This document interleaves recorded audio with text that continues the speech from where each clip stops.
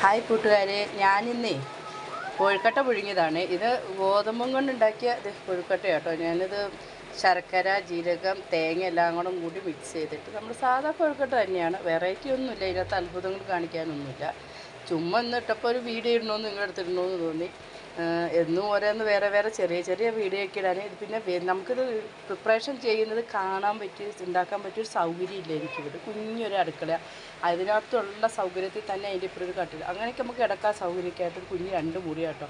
അതുകൊണ്ടാണ് അങ്ങനെ കാണിക്കാത്തത്. ഇതൊക്കെ കണ്ട് നിങ്ങൾ ലൈക്ക്, ഷെയറും സബ്സ്ക്രൈബൊക്കെ ചെയ്യണം കേട്ടോ, മറക്കല്ലേ കേട്ടോ. എൻ്റെ കുഞ്ഞിപ്പെണ്ണിന് വേണ്ടിയിട്ടാണ് ഞാൻ ഈ വീഡിയോ ചെയ്യുന്നത്. നിങ്ങളുടെ ഒരു ഉപകാരം കൊണ്ട് ഞങ്ങൾക്ക് കിടക്കാനൊരു വീടും ഇല്ല. നിങ്ങളുടെ ഹെൽപ്പോടെ ഞങ്ങൾക്കൊരു വീട് കിട്ടിയാലോ.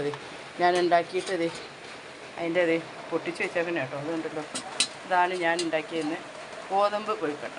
നിങ്ങളെല്ലാവരും കണ്ട് ഇഷ്ടപ്പെട്ടെങ്കിൽ ഇതുപോലെ തന്നെ ചെയ്തു നോക്കുക.